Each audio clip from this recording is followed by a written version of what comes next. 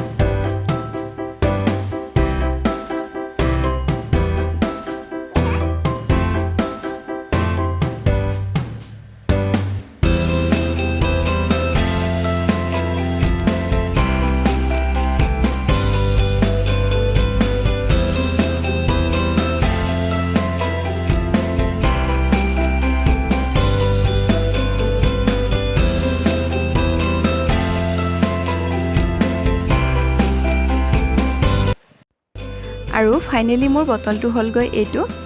এতিয়া মই 5 দিনা বটলটো শুকুৱাৰ পাছত ভিডিঅ' কৰিছোঁ কেনেকুৱা লাগিছে বাৰু আশা কৰোঁ আপোনালোকে কমেণ্ট কৰি জনাব কিন্তু দেই আৰু এইটোৱে হ'লগৈ বটলটো দুটা সাইডৰ পৰা অলপ বেলেগ ডিজাইনটো